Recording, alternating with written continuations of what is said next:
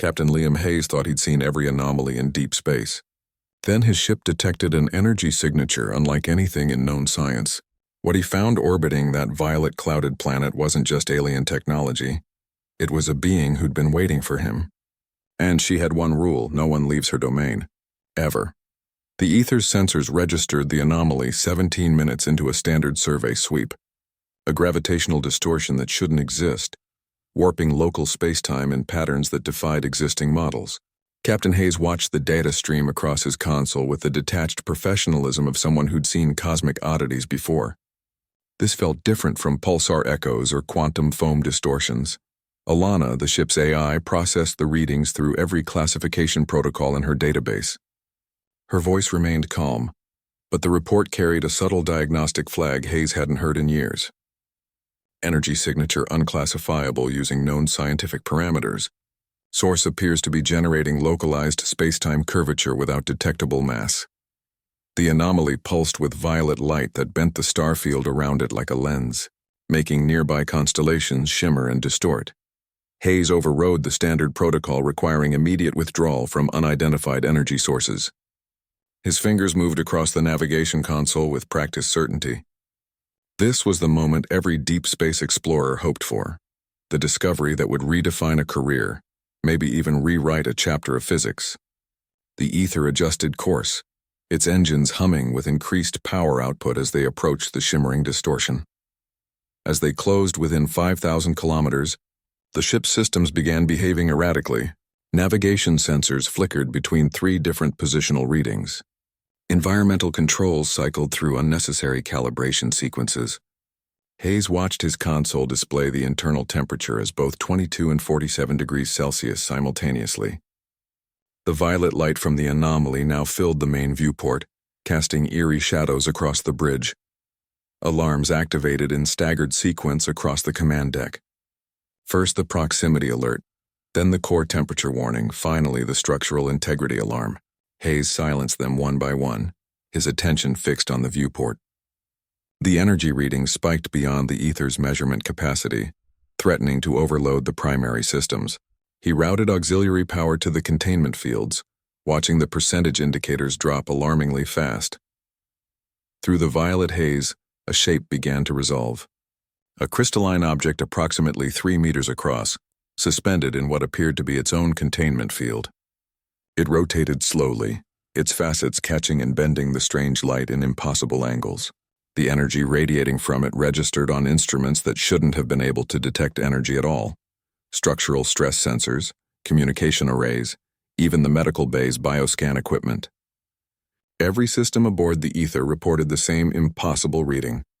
This object existed in multiple quantum states simultaneously, while maintaining structural coherence.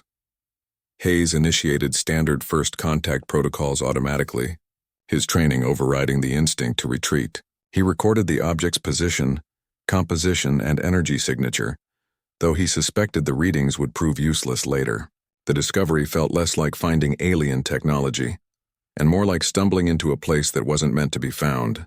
The crystalline structure pulsed brighter, and for a moment the ether's artificial gravity flickered off then on again. Hayes gripped his console, realizing too late that some discoveries extract payment in currencies beyond calculation. Hayes was still staring at the sensor readings when the air pressure changed. Not enough to trigger alarms, but enough to make his ears pop. The scent shifted too. The usual sterile recycled air now carried something like ozone and old stone. He turned from his console, expecting to see an environmental system alert. Instead, he found a woman standing exactly where no one could possibly be.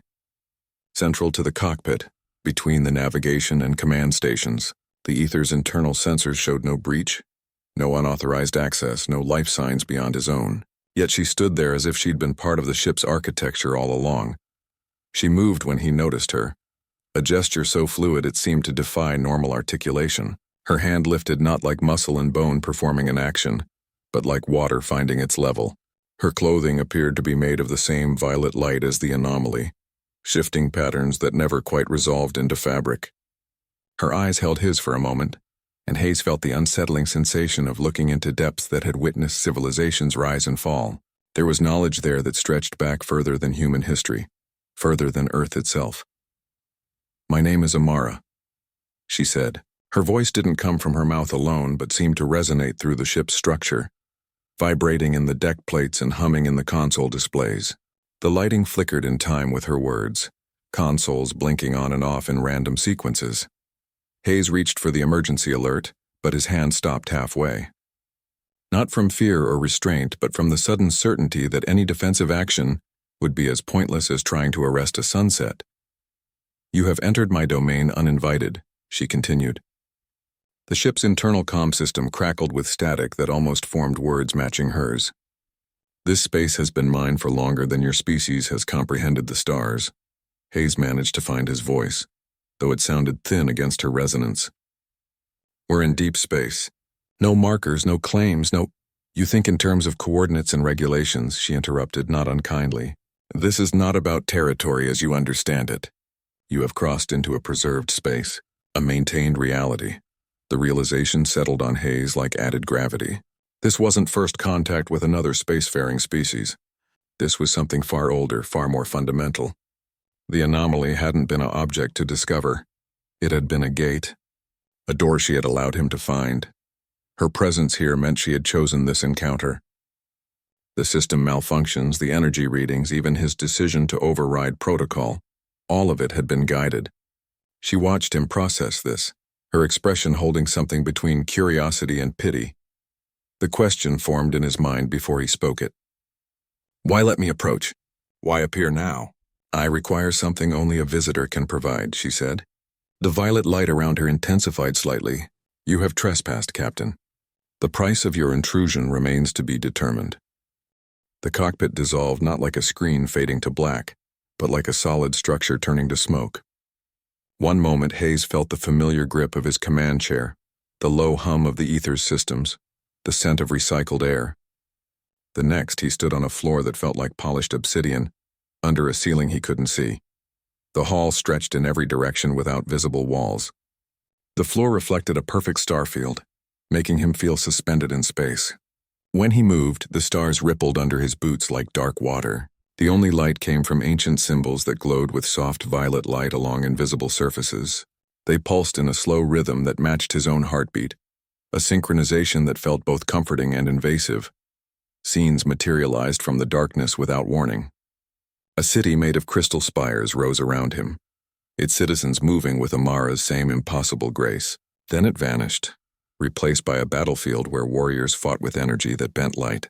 A family sharing a meal in a sun-drenched room appeared next, their laughter echoing for a moment before fading. Each scene carried its own sounds, smells, and textures before dissolving back into the dark. "These are fragments," Amara said. Her voice no longer resonated through ship systems, but came from the air itself. "My people's existence preserved here after they chose to move beyond physical form." She gestured at the shifting images. They transcended but left their memories behind. Their triumphs, their failures, their ordinary moments. Hayes realized he wasn't just observing these scenes. When the Crystal City appeared, he felt the cool smoothness of its walls. During the battle sequence, the heat of energy weapons warmed his skin. The family's meal left the taste of unfamiliar spices on his tongue. The archive didn't show history. It recreated complete sensory experiences. "This place serves two purposes," Amara continued. "It preserves what my people were, and it contains what they feared. Some knowledge is too dangerous to exist in the wider universe. Some truths can unravel reality itself." She looked at the pulsing symbols on the walls. "They built this hall as both museum and prison. The memories are the inmates, and I am their warden." Hayes understood then. The weight he felt wasn't just the scale of the space, but the accumulated experiences of an entire species. Every joy, every sorrow, every moment of an ancient civilization existed here in perfect detail. The hall wasn't merely storing information, it was keeping something alive that should have ended millennia ago. Amara watched another scene form. Children, playing with light forms that changed shape at their command.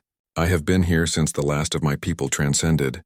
I remember the day they left, the silence they left behind. Human civilization was just beginning to use stone tools when I became the sole keeper of this place."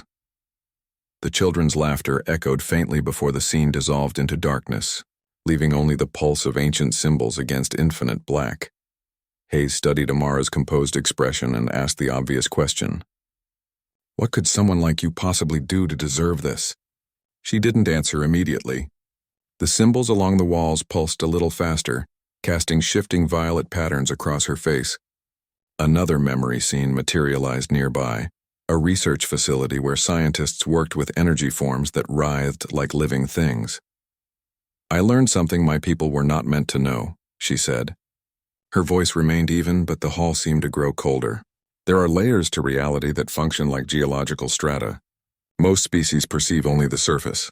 I discovered how to reach deeper." The research scene dissolved, replaced by a council chamber where Amara stood before robed figures. Their disapproval radiated through the memory, a tangible force that made Hayes's skin prickle. "They called it a violation of natural law," she continued. "I saw it as evolution. My people had achieved near-perfect existence, but they feared what lay beneath the foundation of things. My discovery threatened their entire understanding of consciousness, time, even the nature of self." The council chamber faded, leaving only Amara's memory of their verdict hanging in the air. Death was not an option. They considered it too simple an escape. Instead, they bound me to this archive. My punishment was to guard the very knowledge they feared, to ensure it never contaminated what they considered true reality. She gestured at the endless hall around them. "The containment works both ways. The dangerous truths stay inside and I stay with them. This place is designed to test anyone who enters. The memories probe visitors for weakness, for ambition, for the kind of curiosity that leads to dangerous questions." Hayes noticed the symbols on the walls seemed to watch them. The starfield floor shifted slightly, constellations reforming into patterns that felt like warning signs. "Immortality wasn't the reward," Amara said. "It was the cage bars. They made certain I would never forget, never age, never have the release of death. Every memory here is mine to preserve and protect, but never to share. The weight of that responsibility never lessens." She looked toward where the council chamber had been. "They transcended physical form shortly after sentencing me, moved beyond what they called limited existence. I've been here since, watching stars born and dying, galaxies forming and fading. Human civilization rose from hunters gathering around fires to explorers crossing space. And through it all, I remained here, guardian of truths too dangerous for the universe, prisoner of my own discovery." The hall seemed to contract slightly, the darkness feeling more like walls than emptiness. Hayes understood now why her eyes held that ancient weariness. She hadn't just been imprisoned. She'd been made permanent custodian of a truth that could unravel reality, with eternity as her sentence. Hayes looked at the seemingly endless space around them. "If this is a prison, why not just leave? You clearly have power over reality here." Amara's expression didn't change, but the hall seemed to grow quieter, the memory scenes pausing mid-action. "The binding isn't physical. It's woven into what I am. Leaving would require unmaking myself at a fundamental level." She touched her chest lightly. "The containment field that preserves this knowledge also preserves me. They designed it that way. Eternal guardian for eternal truths." She gestured toward the starfield floor. "I've watched entire galaxies form from this exact spot. Seen stars ignite, burn for billions of years, then collapse into nothing. Civilizations across 100 worlds have risen and fallen while I remained here. The view changes, but the perspective never does." The memory scenes resumed, showing various figures who had visited before. Explorers in different era-appropriate spacesuits, their faces marked by the same confusion Hayes felt. They all come eventually. The curious, the lost, the ambitious. They stay for a time, ask their questions, sometimes try to take something with them. Then they leave. Her voice remained even, but the hall's lighting dimmed slightly. They always leave. Hayes noticed how she didn't look at the memory of the departing visitors. "The loneliness must be constant," she finished, "like a weight that never lightens. The memories provide company of a sort, but they're echoes. I can replay a conversation from 10,000 years ago with perfect clarity, hear a voice exactly as it sounded, but it never answers new questions. Never offers comfort, never surprises me." She paused before a memory scene of a man laughing with friends in a sunlit courtyard. "I remember every visitor clearly. Their names, their stories, the way they took their tea if they drank any. I could show you a merchant from the Orion trade routes who came here 12 centuries ago. Describe the pattern of his breathing when he slept. But he's been dust for 900 years, and his descendants wouldn't know his name." The courtyard scene dissolved, leaving them in near darkness. Eternal life means being witness to everything ending. watching empires turn to legends, then to forgotten footnotes, seeing species evolve, flourish, and vanish while you remain unchanged. My people chose to forget themselves when they transcended. I'm the last one who remembers what they were, and I remember too well. The symbols on the walls glowed a little brighter, as if in sympathy. Hayes understood now that her prison wasn't the hall itself, but the perfect memory that came with it. She carried within her every moment of her people's existence, every visitor's brief stay, every cosmic event she'd witnessed, an archive that grew heavier with each passing millennium, with no one to share the burden. Hayes watched another memory scene form nearby, a captain in outdated exploration gear staring in wonder at the hall's shifting walls. What happened to him? To all of them? Amara's expression didn't change, but the hall's lighting shifted to a dimmer, more somber violet. They left. They always choose to leave eventually. She paused before continuing, but they don't remember choosing. They don't remember any of this. The truth settled slowly. Hayes looked at the memory of the previous visitor, now fading back into the dark. You erase their memories. Not me, Amara corrected. The hall does. It's built into the fabric of this place like gravity or time. Anyone who crosses back into normal space loses all recollection of their time here. The forgetting isn't something I control. It's as fundamental as breathing in your reality. She gestured toward where the ether presumably waited beyond the hall's boundaries. Your ship's logs will show a period of unexplained system activity. Maybe some sensor gaps. You'll wake up back on your bridge with no memory of how you got there, or what happened in between. You might feel like you lost time or had a vivid dream you can't quite recall. Hayes thought of the previous captains she'd mentioned, all those explorers who'd encountered this impossible place, made their choices, then returned to their lives with critical gaps in their memory. They never talk about you because they don't remember you. The universe protects itself from certain knowledge, Amara said. Some truths are too dangerous, too destabilizing. The mechanism that erases memory isn't punishment, it's preservation. My existence, this archive, what I guard, knowing these things could unravel a civilization's understanding of reality. She watched another memory scene form, a woman in a sleek modern spacesuit, looking at Amara with the same dawning comprehension Hayes felt now. She commanded a survey vessel from your generation. Smart, cautious, asked good questions. She spent 3 days here studying the archives before choosing to return to her ship. When she crossed back, she remembered nothing. Woke up wondering why her navigation systems showed 12 hours of unlogged maneuvering. The scene dissolved, leaving them in the hall's eternal twilight. Hayes understood now why no records existed of this place, why no warning circulated through exploration channels. The universe itself conspired to keep this secret, resetting any witness back to ignorance. The choice isn't really about staying or leaving, Amara said. It's about whether you can accept that your most profound discovery will become a blank space in your memory, that you'll return to your life diminished rather than enriched, that you'll carry the weight of something you can't even remember losing. The symbols on the walls pulsed in a slow rhythm that felt like a countdown. Hayes realized every previous visitor had faced this same impossible decision. Keep the knowledge and stay forever, or return to their life but lose the very experience that would have changed them. The hall didn't just test visitors, it reset them, protecting reality from truths it wasn't ready to handle. Amara gestured toward the shifting darkness where new memory scenes formed. You're not the first to stand here weighing impossible choices. The curious find their way to me across centuries, drawn by anomalies their instruments can't explain, but their instincts recognize as significant.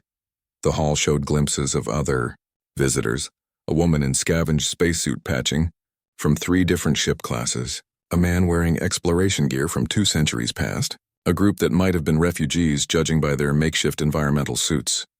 There was a captain, Amara continued, her voice taking on a different quality. About 300 years ago by your calendar, his ship was damaged, drifting toward a star he couldn't escape.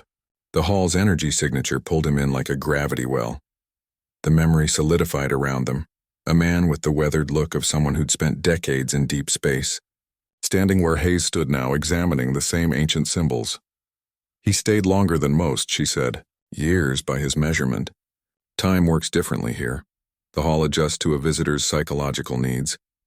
He studied the archives, learned from my people's technological advances. even helped me catalog some of the more complex memory fragments. The scene showed the captain working beside Amara, their conversations flowing with the ease of colleagues who'd worked together for decades. He came closer to staying than any before him. Amara's tone remained neutral. But the hall's lighting softened slightly. We rebuilt sections of the archive together, discovered patterns neither of us had seen alone. For a time, this place felt less like a prison and more like a research station. The memory showed them laughing over a misinterpreted symbol, sharing meals reconstructed from ancient recipes, debating the ethics of knowledge preservation. Then one day he looked at the starfield floor and said he had to try to save his crew, she said. The memory shifted to show their final conversation, the captain's face tight with regret. He knew the price, knew he'd forget everything we'd built, every discovery we'd made. But he couldn't abandon his people to die drifting in space. The scene dissolved, leaving them in the hall's neutral twilight. The transition erased it all, Amara said. The years of work, the friendship, the moment he almost decided to stay. He returned to his ship with just enough time to save his crew, with no memory of where he'd been or how he'd acquired the knowledge to repair their systems. She looked at the spot where the captain had vanished. I remember every visitor with perfect clarity, their voices, their mannerisms, the particular way they each reacted to this place. But none of them remember me. Not a single one. The hall seemed to grow colder, the starfield floor dimming slightly. Each departure feels like losing someone twice. First when they choose to leave, then when the forgetting takes what we shared. Hayes watched new memory scenes form, other captains, other explorers, all making their choices with varying degrees of regret or relief, all destined to forget they'd ever been here, ever faced this decision. Your choice continues this pattern or breaks it, Amara said quietly. No one has ever chosen to stay permanently. No one has shared this existence with me beyond a temporary visit. The cycle repeats century after century. Curiosity, discovery, connection, then forgetting. The symbols on the walls pulsed in a slow rhythm that felt like a countdown to another inevitable departure. Amara watched Hayes absorb the truth about previous visitors, then changed the conversation with a quiet shift in tone. You could stay, she said, the words hanging in the air between them. Not as a prisoner, as a companion. The hall's lighting softened to a warmer violet, the starfield floor brightening slightly. She gestured around them. We could explore the archives together. Your human perspective might reveal patterns I've missed over the millennia. Fresh eyes on ancient problems. A memory scene formed showing two figures, herself and a vague silhouette, studying the glowing symbols together, pointing out connections she'd never considered. The work would have meaning beyond preservation. We could actually understand what my people left behind rather than just guarding it. Hayes looked at the imagined scene, then at his own hands. The offer felt both generous and overwhelming. Companionship after endless solitude. He could practically feel the weight of her loneliness pressing against the invitation. But staying means leaving everything, he said, more to himself than to her. My ship, my crew, my entire life outside this hall. Another memory scene formed, showing the ether floating in space, his second-in-command reviewing sensor logs, unaware their captain stood in another reality considering never returning. You wouldn't be imprisoned, Amara said, though the hall's boundaries seemed to contract slightly as she spoke. You'd be free from the curse's effects. You'd remember everything. We could share this existence rather than endure it separately. The warmth in her voice carried genuine hope, but also the desperation of someone who'd been alone too long. Hayes considered the practicalities. Abandoning his mission meant stranding his crew with unanswered questions. They'd search for him, file reports, maybe even mount rescue operations for a captain who'd chosen to leave them. His family on Earth would receive condolences for someone still alive just elsewhere. His entire identity would become a mystery, a blank space in shipping records. The companionship offered real connection, intellectual partnership with a being of impossible knowledge, shared discovery in an archive containing entire civilizations, but it also meant becoming part of that archive himself. Another frozen moment in Amara's endless collection, a human specimen preserved beside ancient aliens. He looked at her, really looked, and saw the complex truth beneath the offer. This wasn't just about easing her loneliness, it was about sharing the burden of memory. having someone who would remember with her, who wouldn't vanish into the forgetting that took every other visitor. The invitation felt like both a generous gift and the most subtle prison imaginable. "You're offering partnership," Hayes said slowly, "but I'd be trading my future for your past. Becoming part of your history rather than making my own."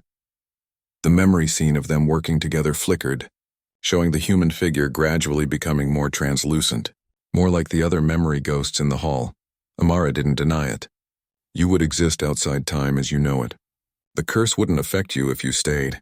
You'd remember everything while everyone else forgets." Her voice carried the weight of millennia. "But yes, you would leave your old life behind. Completely." The hall seemed to hold its breath, the symbols pulsing slower, the memory scenes pausing mid-action. Hayes understood now why no one had ever accepted this offer. The price wasn't just freedom, it was identity itself. To stay meant becoming a supporting character in someone else's endless story, forever preserving knowledge at the cost of ever creating new experiences beyond these walls. He looked toward where his ship waited in normal space, then at Amara's patient expression. The choice wasn't between freedom and imprisonment, but between two different kinds of captivity, one with familiar boundaries, the other with ancient ones. Hayes considered the simple act of returning to his ship. The ether waited just beyond the hall's boundaries, his crew going about their duties unaware their captain stood at the edge of a decision that would redefine his existence. He could walk away from this impossible place, resume his mission, continue exploring the stars as if this encounter never happened. The thought felt both comforting and deeply wrong, but departure carried its own price. The hall's fundamental rule meant crossing back into normal space would erase all memory of Amara, the archive, everything he'd learned here. His mind would reset to the moment before he detected the anomaly, leaving only unexplained gaps where profound understanding had been. He'd continue his mission with the nagging sense of missing time, but none of the context that made that loss meaningful. His ship's logs would tell a confusing story. Several hours of sensor data showing impossible readings, navigation records indicating the ether had executed maneuvers he couldn't remember ordering, system reports detailing energy spikes that defied explanation. His crew would have questions he couldn't answer. His superiors would demand reports he couldn't properly complete. The ether might even show damage from the encounter, warped hull plating or fried circuits with no memory of what caused it. Freedom came at the cost of ignorance. He'd returned to his life physically unchanged but mentally diminished, carrying the weight of something important lost without knowing what that something was. The choice distilled down to its essence: keep the truth and lose his autonomy, or keep his freedom and lose the truth. Neither option felt like victory. Both required sacrificing something fundamental. Staying meant preserving the most profound discovery of his career, maybe of human history. He'd remember Amara, understand the archive's significance, comprehend realities beyond conventional physics. But he'd be trapped here, watching the universe through a window he couldn't leave, becoming another artifact in Amara's collection of memories. Leaving meant resuming command, continuing his mission, maintaining connections with everyone he knew, but he'd do it with a hole in his memory, where the most important encounter of his life should be. He'd look at star charts without understanding why certain configurations felt significant. Review sensor data without recognizing patterns he'd now studied for hours. The dilemma exposed a cruel truth about some discoveries. They change you in ways that can't be undone, even if the memory of the change gets erased. Hayes understood now why previous visitors had all chosen to leave. The human instinct for freedom usually outweighed the intellectual desire for knowledge, even when that knowledge represented everything they'd spent their careers seeking. He looked at Amara, then toward where his ship waited. Both paths led to loss of self or of understanding. The hall seemed to acknowledge this, its lighting dimming to a twilight that felt appropriate for impossible choices. There was no version of this decision that preserved both his autonomy and the truth he'd uncovered. The universe demanded payment for certain knowledge, and the currency was always something precious. Hayes stood perfectly still between two futures, each offering a different kind of prison. He looked at Amara, her form etched against the starfield floor, then toward the darkness where his ship waited. The choice distilled into its simplest terms: remain as guardian of truths that could unravel reality, or return to his life having forgotten the most significant discovery of his career. Staying meant accepting eternal responsibility for knowledge too dangerous for the wider universe. He'd become part of the archive himself, another preserved memory in Amara's collection. His human perspective might offer fresh insights into ancient mysteries, but he'd never again make new discoveries of his own. The companionship would ease her loneliness, but at the cost of his autonomy. He'd watch the universe evolve from a fixed point, forever separated from the flow of time he'd known. Leaving meant walking away from understanding itself. The Hall's mechanisms would erase all memory of this encounter, leaving only unexplained gaps in his ship's logs and his own consciousness. He'd resume command with the nagging sense of something important missing, forever wondering about those lost hours. His mission to explore would continue, but now felt shallow compared to what he'd learned here. The irony wasn't lost on him. He'd dedicated his life to discovery, only to find the ultimate discovery required forgetting. He thought of his crew on the ether, going about their duties unaware.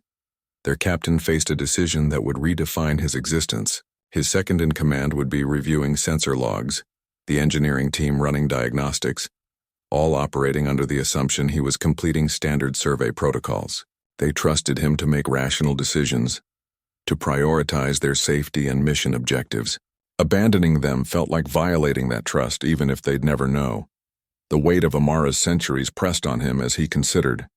She'd watched civilizations rise and fall from this exact spot, endured loneliness beyond human comprehension, preserved knowledge at the cost of everything else.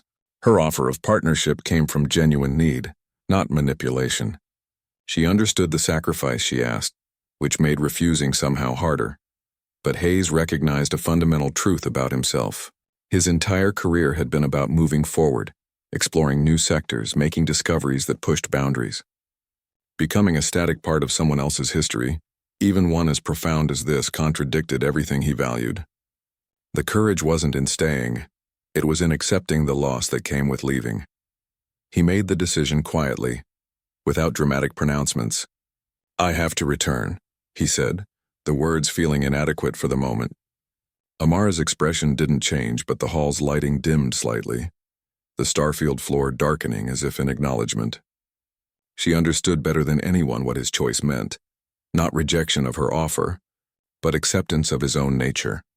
The true bravery lay in choosing to lose something irreplaceable rather than avoiding that loss through permanent captivity.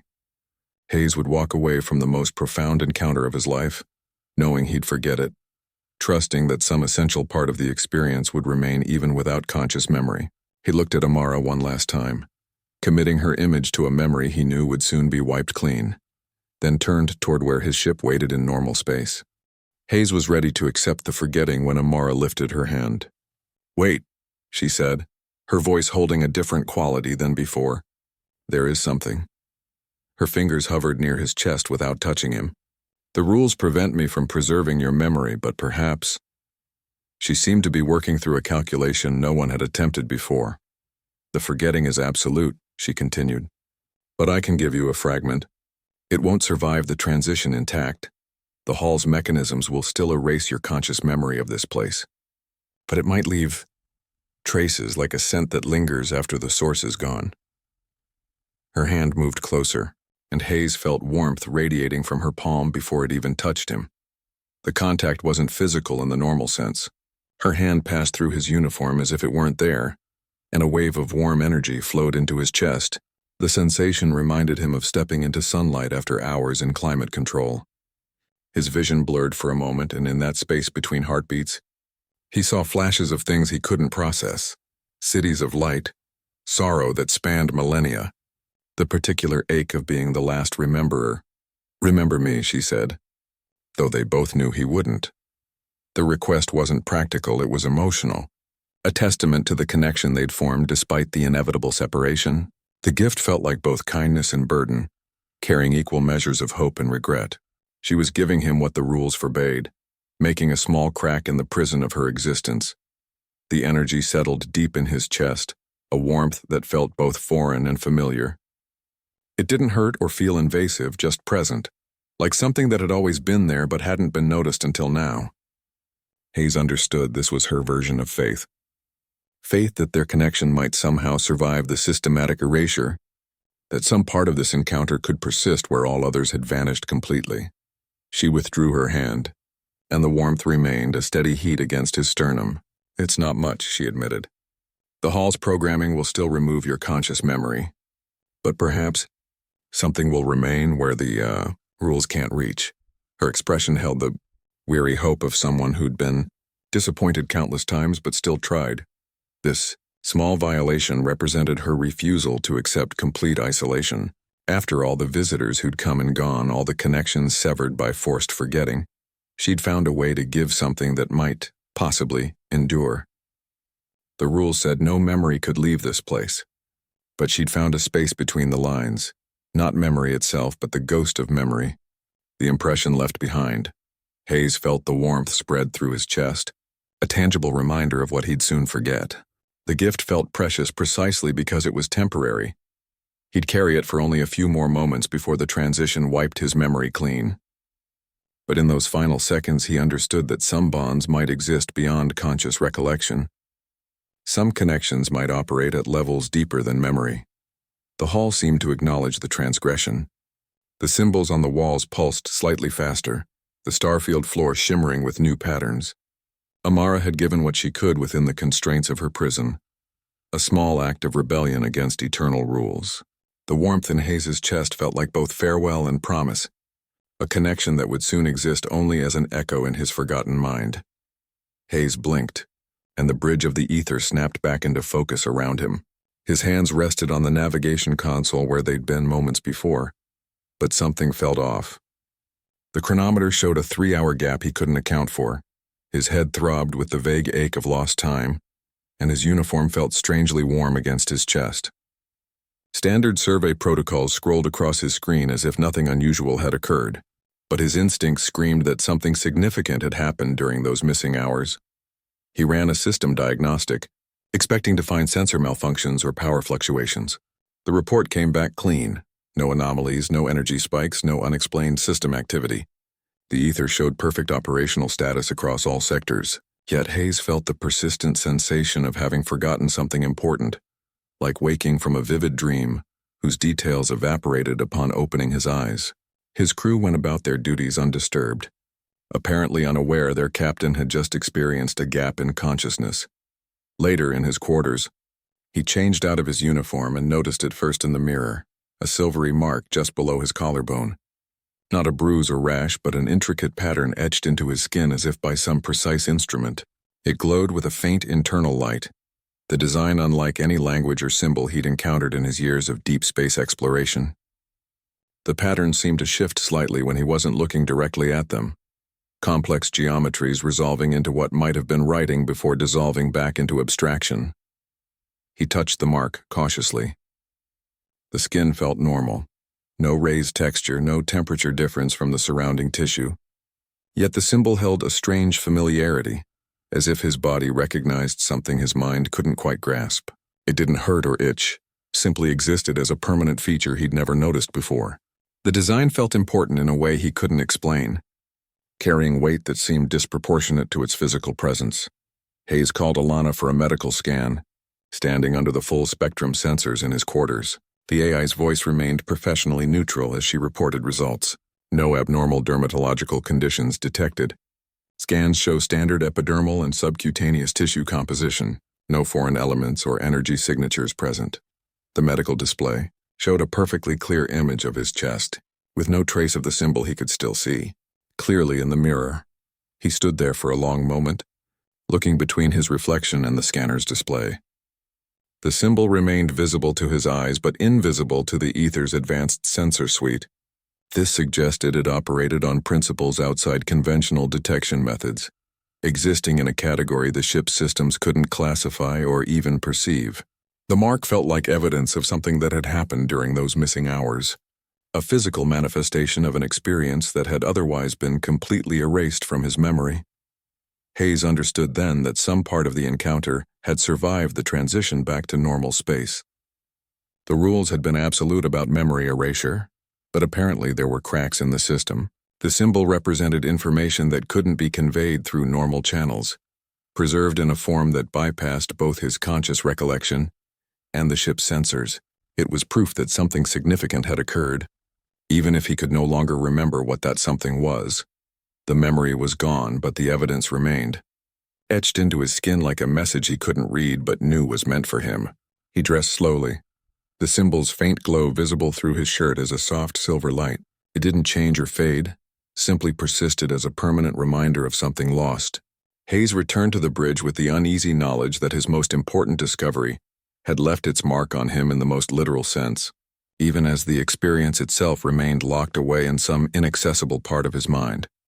Hayes resumed his duties with professional precision, completing survey reports and logging the ether's operational status. To his crew, nothing seemed amiss, but a subtle disquiet lingered beneath the surface of his routine. It wasn't a memory, just a persistent sensation, like the faint nagging ache throbbing at the back of his mind, telling him he had forgotten something vital. In moments of quiet, usually during night watch or while reviewing star charts alone on the bridge, he'd catch the edge of a soft, distant whisper that seemed to echo from the depths of his mind. It never formed words, just a murmur like interference on a comm channel, there and gone before he could focus on it. The more he tried to grasp it, the faster it dissolved. The symbol on his chest became a barometer for these strange moments. At random intervals, a warmth would spread from the mark, subtle but unmistakable. It didn't correlate with ship operations or external phenomena. Once, it warmed while he was reviewing a standard nebula analysis. Another time, during a meal in the mess hall, the heat felt internal, resonating from within rather than radiating from the skin. He began lingering over star charts of uncharted regions, sections of space the ether hadn't yet visited. His fingers would trace routes through sectors marked only with provisional numbers, feeling a pull toward areas that, by all standard metrics, offered nothing of scientific interest. Navigation proposals he'd previously dismissed now held an unexplained appeal, as if some part of him recognized destinations his conscious mind couldn't identify. His sleep brought fragmented dreams of vast dark halls that vanished the moment he woke. He'd awaken with the impression of high ceilings and shifting light, the echo of footsteps that weren't his own. The dreams left no concrete images, just a profound emptiness and a vague sense of longing for something he couldn't name. They felt more like sensory after-images than narratives: cool air, the scent of ozone, the weight of silence. The encounter had reshaped him in ways he couldn't articulate.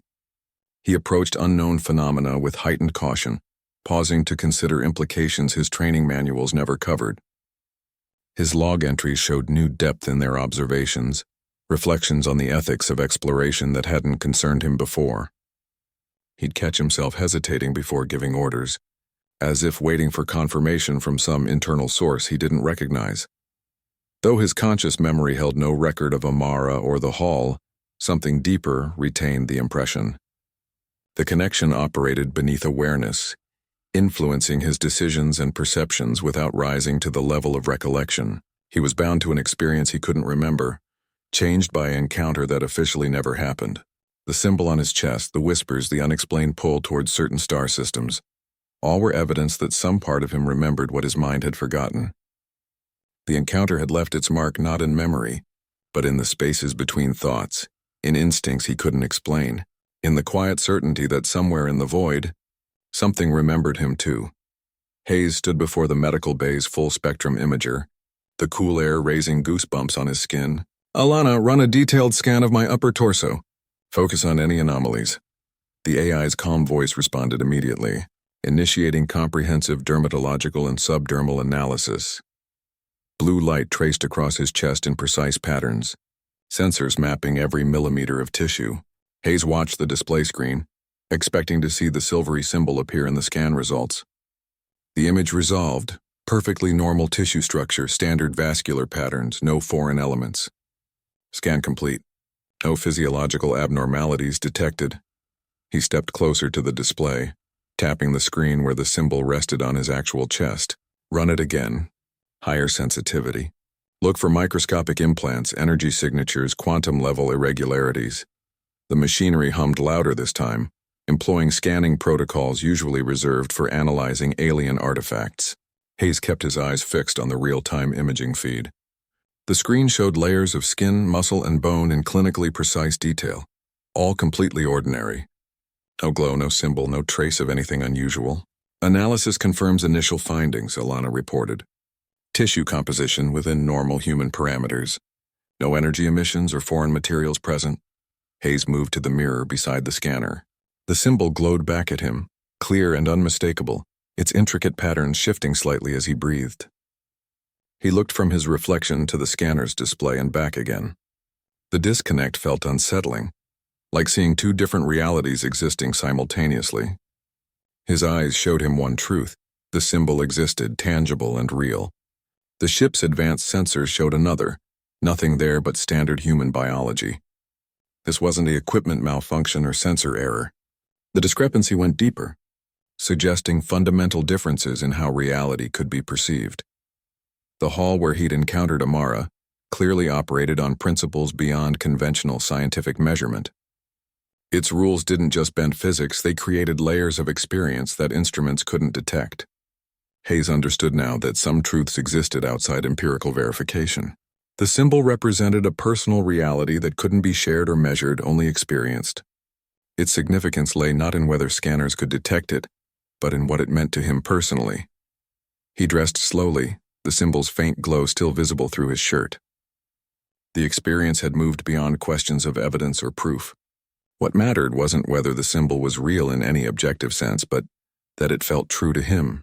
It carried the weight of something important that had happened during those missing hours, even if the details remained inaccessible.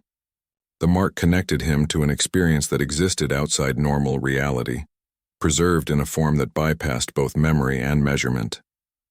Hayes returned to the bridge, the symbol warm against his skin. He understood now that his encounter with Amara had introduced him to a different kind of truth, one that couldn't be captured by sensors or recorded in logs. Some experiences changed you in ways that defied explanation or verification. The symbol wasn't just a mark on his skin, it was evidence that reality had layers science couldn't reach, and that the most important truths were sometimes the ones only you could perceive. Hayes continued the Ether's mission, maintaining his command duties with the same professional discipline as before. But a shift had occurred beneath the surface. Where he once approached anomalies with academic curiosity, he now treated them with deliberate caution. Unidentified energy signatures prompted full sensor sweeps before closer approach. Gravitational distortions triggered enhanced shield protocols without waiting for threat assessment. His crew noticed the change in his command style: more pauses, more consultations with Alana, more hesitation before authorizing standard investigation procedures. He found himself considering implications his training never covered. When scanning a potentially habitable planet, he'd analyze not just atmospheric composition and resource potential, but possible cultural contamination scenarios. His reports now included ethical considerations alongside scientific data, weighing discovery against potential disruption. The change appeared in his personal logs too, which showed deeper reflections on their mission's purpose. Entries that once focused on data collection now questioned the responsibility that came with finding things others might have left hidden for good reason. Before making decisions, he'd sometimes pause, fingers hovering over console controls as if waiting for confirmation from some internal source. The hesitation wasn't indecision, more like consulting an instinct he hadn't possessed before. His choices became more deliberate, more weighted with consideration of consequences that stretched beyond mission parameters. The symbol on his chest remained a constant presence, its faint glow a visual echo of something important he couldn't recall. It warmed at strange moments, often when facing particularly complex ethical dilemmas, as if responding to situations that resonated with whatever experience had been erased. Outwardly, he remained Captain Hayes, competent, focused, dedicated to exploration. But internally, he operated with a new framework that valued preservation as much as discovery. He'd reroute the ether to avoid disturbing nebula formations that posed no actual threat to the ship. He instituted protocols requiring cultural impact assessments before any planetfall, even on worlds showing no signs of intelligent life. These changes felt instinctive rather than calculated, as if some part of him remembered lessons his conscious mind had forgotten. The encounter had reshaped him despite the systematic memory erasure. Knowledge could be wiped from conscious recall, but the impression it left persisted in changed behaviors and instincts. He approached the unknown with respect rather than conquest, consideration rather than curiosity alone. The experience had planted seeds that grew without needing the sunlight of memory to nurture them. Some lessons sink deeper than conscious thought, taking root in the spaces between instinct and training. Hayes had returned from his encounter a different captain, carrying wisdom he couldn't explain but couldn't ignore either. The symbol on his chest served as permanent testament that some transformations survive even when their causes don't. The ether vanished from Amara's perception as it crossed back into normal space, taking with it another visitor who would soon forget her completely. She watched the empty spot where the ship had been, feeling the familiar hollow ache of another departure. The hall's starfield floor seemed dimmer now, the ancient symbols pulsing at a slower, weary rhythm. She turned from the emptiness and retreated deeper into the archive, adding Hayes's visit to the countless others preserved there. His memory took shape beside those of previous visitors, a detailed recording of their conversations, his reactions to the hall, the particular way he'd examined the glowing symbols. She could revisit his surprise, his questions, the moment he'd almost considered staying. The memory felt sharp and recent compared to others that had faded over centuries, but she knew it would eventually blend into the general ache of accumulated losses. Another face to remember perfectly while its owner remembered nothing of her. The fragment she'd given him glowed in her mind's eye, a calculated risk against eternal rules. She'd poured a trace of her essence into that gift, something that might persist even through the hall's systematic erasure. If it worked, it could create a subtle resonance, a pull that might eventually guide others to her. If it failed, it was simply another gesture toward connection in an existence defined by separation. The rules said no memory could leave this place, but she'd found a way to send a ghost of one anyway. She resumed her watch, the endless cycle of waiting and loss continuing as it had for millennia. The hall's memories swirled around her, cities rising and falling, species evolving and vanishing, all preserved in perfect detail that never changed. Her loneliness settled back into its familiar shape, a constant companion that never lessened, only sometimes faded into background noise during visitors' brief stays. She prepared for the next curious soul who would eventually find their way to her, drawn by anomalies their instruments couldn't explain. Her existence continued unchanged in most ways. The same isolation, the same responsibility, the same eternal witness to everything fading around her. But something felt different this time. A faint hope lingered where before there had been only resignation. The fragment she'd given Hayes represented a possibility, however small, that the pattern might eventually break. That someone might find their way back, or that the connection might persist in ways the rules hadn't anticipated. The punishment of her people had been perfect in its cruelty. Endless life as guardian of dangerous knowledge, forever separated from those who might understand her. But they hadn't accounted for the persistence of connection itself. Some bonds managed to exist outside conventional reality, operating at levels deeper than memory or physical presence. Hayes had chosen to leave, chosen to forget, but part of him carried a piece of her now. And she, as always, remembered everything. The loneliness continued, but now with a thread of possibility woven through it. The sense that somewhere in the vastness of space, a connection persisted, despite all the mechanisms designed to prevent it. Some bonds endure across time, space, and systematic forgetting, operating in the spaces between what can be measured and what can only be felt. Hayes had accepted the symbol as a strange but passive souvenir of his missing time. Then they crossed into the Sigma Draconis system. As the ether's long-range sensors pinged a faint spatial distortion near the system's 7th planet, a warmth spread from the mark on his chest. He paused, hand going to the spot beneath his uniform. The sensation wasn't painful, just distinctly present. He finished his log entry, and the warmth faded as the ship moved past the anomaly. The next occurrence happened during a standard survey of a nebula. Alana reported a mild quantum fluctuation signature, a common enough reading. The symbol on Hayes's chest glowed with a soft internal light he could see even through his shirt. He ordered a full stop, ran additional scans that found nothing new, and watched the glow subside as they changed course. The correlation was undeniable. The mark responded to specific, hard-to-detect energy signatures. Acting like a biological sensor, his ship's sophisticated AI lacked. He started paying closer attention to the symbol itself. In his quarters, he studied the intricate patterns under magnification. The silver lines weren't random scratches. They formed deliberate, interlocking geometries that felt frustratingly familiar. He realized why when a memory flash hit him, not a full recollection, but a sudden, clear image of the glowing symbols on the walls of Amara's hall. The design on his chest wasn't just similar. It felt like a condensed version, a single sigil representing a much larger language. The gift's purpose shifted in his understanding. This wasn't a mere memento or a sentimental token. It was a tool. Amara hadn't just given him something to remember her by. She'd equipped him. The mark might function as a key to decipher or interact with the technology of her people. Perhaps it could unlock knowledge he'd encountered but forgotten, or provide access to places his ship's systems couldn't detect on their own. Another possibility presented itself, one that felt more urgent.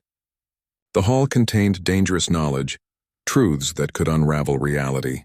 Amara was its guardian. Perhaps the symbol served as a warning system or a protective measure against those same dangers manifesting elsewhere.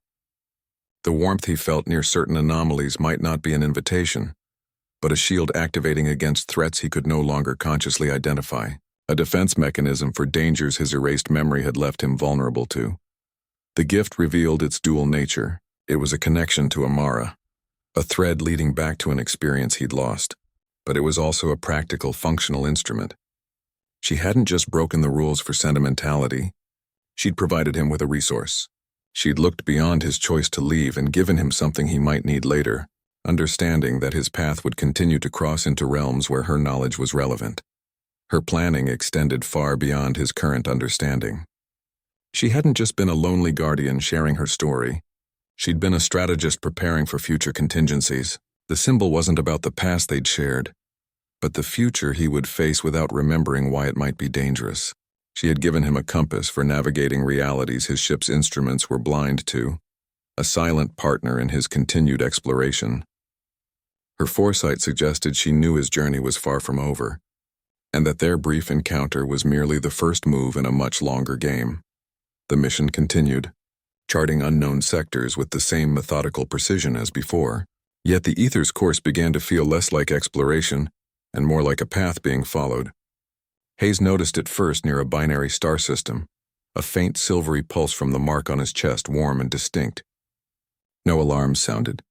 Alana reported no anomalies, but the symbol's glow coincided perfectly with their approach toward a sparse, unremarkable region of space most captains would ignore. He started recognizing patterns in the star charts that felt oddly familiar, though the sectors were officially uncharted. Certain nebula formations, the particular angle of a gas giant's rings, the gravitational signature of a black hole, all triggered a sense of déjà vu he couldn't explain. His navigation choices began shifting subtly. He'd plot a course, then revise it moments later, drawn toward routes that offered no scientific advantage but felt intuitively correct. The crew noticed the slight adjustments but attributed them to standard course corrections. Only Hayes felt the unseen hand guiding their path. The whisper in his mind grew clearer. What had been a faint, wordless murmur now occasionally resolved into something almost linguistic. A phrase hovered just beyond comprehension, repeating like a damaged transmission. He'd catch himself listening for it during quiet moments on the bridge, straining to make out the meaning. The whisper seemed to strengthen when the symbol glowed, the two phenomena operating in concert, a private guidance system only he could perceive. He realized with growing certainty that he wasn't just exploring anymore. He was being drawn. The first encounter with the anomaly had felt like chance, a lucky find during routine survey work. This felt entirely different, purposeful, deliberate. The symbol's reactions, the whisper's increasing clarity, the inexplicable familiarity with uncharted space, all pointed toward a destination rather than random exploration. Something was pulling him toward a specific location with patient, inexorable force. His choice to leave Amara's hall now seemed like the beginning rather than the end. He'd believed he was returning to his old life, his old mission.